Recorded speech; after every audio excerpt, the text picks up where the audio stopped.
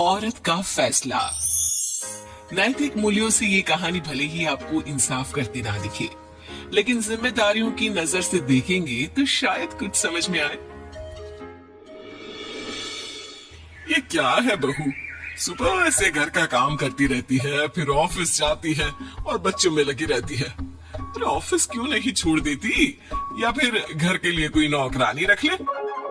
कैसी बात कर रही है माँ, जानती तो है ना अभी इनके ऊपर कितना लोन है। थोड़ा ही सही मदद कर देती हूँ तो अच्छा लगता है, और अभी उनको मेरे पैसे की जरूरत भी तो है। सुधा चंदर को बचपन से प्यार करती थी। एक ही मोहल्ले में खेल कूद कर बड़े हुए दोनों। जहाँ सुधा संपन्न परिवार से थी, तो वहीं चंदर का परिवार आर्थिक परेशानियों से जूझता ही रहा।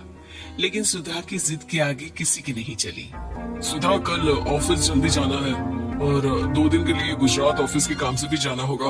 अरे कैसी बात कर रहा है बेटा, बहू को अगले महीने बच्चा होने वाला है, इस वक्त तो उसके साथ रहे। अरे कोई बात नहीं ना माँ, उनको जरूरी काम होगा, वरना मेरा चंदर ऐसे वक्त में मुझे छोड़कर कभी नहीं जाता। चंदर सुबह घर से निकलता तो आधी रात को घर में घुसता, वो भी शराब के नशे में। चंदर की माँ उसे खूब समझाती। अरे माँ, देख रही हो ना कितना कर्जा है सर पर, काम करना पड़ता है, दिन रात काम नहीं करूंगा तो घर कैसे चलेगा। अरे लेकिन बहू को भी तो देख लिया कर, इस हालत में भी घर का बाहर का सारा काम करती है। चंदर तो जैसे माँ की बात सुनकर भी अनसुना कर देता है। ऑफिस के बाद चंदर का फोन माँ के पास आता है। माँ, वो ऑफिस के काम से आज रात के लिए पास के शहर के ऑफिस जाना पड़ रहा है, कल सुबह आ जाऊंगा। सुधा रात को कमरे में सो रही होती है कि उसके पेट में दर्द होता है। सुधा चंदर को वीडियो कॉल करती है। इनको फोन कर लो, शायद कुछ आराम मिले। लेकिन 10 बार फोन करने पर भी वो सुधा का फोन नहीं उठाता। ऑफिस के काम से गए हैं, हो सकता है बिजी हो। कितनी मेहनत कर रहे हैं हम लोगों के लिए।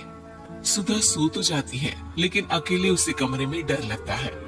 अगले रोज चंदर घर आता है, जहाँ सुधा ऑफिस जाने के लिए तैयार हो रही थी। तुम आज भी ऑफिस जाओगे? कल रात भर तो ड्यूटी की है, थक जाओगे, छुट्टी ले लो ना। अरे नहीं नहीं, कैसी बात कर रही हो, ये तो पॉसिबल ही नहीं है। अच्छा रुको, मैं जल्दी से तुम्हारा खाना और नाश्ता बना देती हूँ। बेचारी सुधा ऑफिस जाना छोड़कर लग जाती है पति के लिए खाना बनाने, उसके कपड़े प्रेस करने और जरूरत का सामान मुहैया कराने के लिए। हो सके तो रात की ड्यूटी मत लिया करो ना, मुझे बहुत डर लगता है। अरे यार क्या है, तुम तो ऐसे बिहेव कर रही हो कि तुम ही अकेली हो जिसे बच्चा होने वाला है। इतने लोगों के पति जो काम के सिलसिले में बाहर होते हैं, उनका क्या।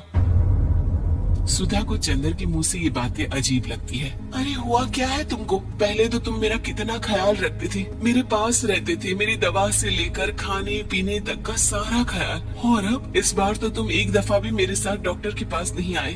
क्यों? अरे पागल हो गई हो क्या? पागल वाली बात कर रही हो।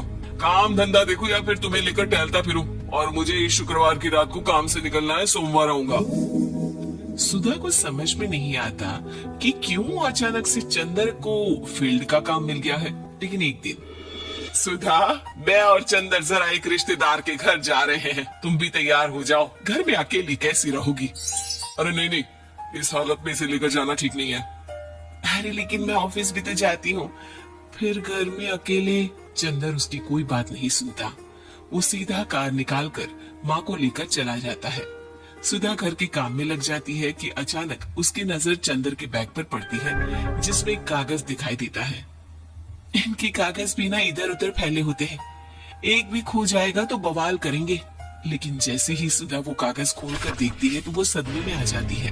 दरअसल वो कागज नहीं, बल्कि चंदर और उसके ऑफिस में काम करने वाली लड़की चांदनी की गोवा की टिकट होती है। सुधा चंदर के बैग को खोलकर देखती है तो उसे होटल के बिल से लेकर महंगे गिफ्ट्स और दूसरे शहरों की टिकट मिलते हैं। सुधा को समझते देर नहीं लगती कि उसका पति किसी और लड़की के साथ है। चंदर के आने पर सुधा उससे बात करती है। अरे नहीं नहीं, ऐसा कुछ नहीं है, तुमको गलतफहमी हो गई है। लेकिन जब सुधा के सवाल तीखे हो जाते हैं तो चंदर को अपनी गलती माननी पड़ती है और वो सुधा से माफी मांग लेता है। सुधा फैसला कर लेती है कि वो चंदर को छोड़ देगी। बच्चे और सामान को लेकर वो घर से निकल ही रही होती है कि सास उसे रोकती है। कहाँ जाएगी बेटा, रुक जा। चंदर को सुधा का जाना खल नहीं रहा था। वो झूठे मुंह भी उसे रोकने की कोशिश ही नहीं कर रहा था। सुधा चंदर को देखती है और मायके चली जाती है। मायके में माँ कहती है, अरे ऐसा कैसे घर छोड़कर आ गई? कौन सा चंदर तुझे छोड़ रहा था? माफी तो मांग ली थी ना।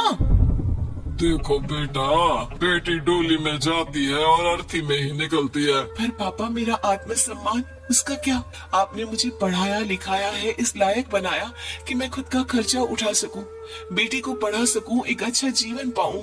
अरे लेकिन पति की जरूरत तो होती है ना सुधा दीदी, और अगर आपको नहीं है तो इस बच्ची का सोचो जो अपने पिता से इस कदर जुड़ी है। आने वाले बच्चे की सोचो जिसके आने से पहले ही आपने पिता का प्यार से दूर करने की सोच ली। सुधा फोन देखती है लेकिन चंदर का कोई कॉल नहीं होता। वो समझ नहीं पाती कि अपने आत्म सम्मान के बारे में सोचे या बच्चों के बारे में। मम्मी, हम नाना नानी के घर से दादी और पापा के पास कब जाएंगे? नहीं जाएंगे बेटा, अब यहीं रहेंगे। नहीं मम्मी, मैं पापा के पास जाऊंगी, मुझे दादी के साथ रहना है। और मेरे साथ? हाँ, आपके साथ भी तो, सबके साथ माँ। देखो सुधा दीदी, आपके सर पर पिता का साया होना जरूरी होता है। अपने घमंड के लिए पिता और बेटी को अलग मत करो। सुधा अब सामान उठाकर अपने ससुराल जाने लगती है, लेकिन मन में सवाल रह जाता है कि जिसे दुनिया घमंड समझ रही है वो उसका आत्मसम्मान था। चंदन ने माफी जरूर मांग ली, लेकिन कभी ये एहसास नहीं दिलाया कि वो सिर्फ उसी का है।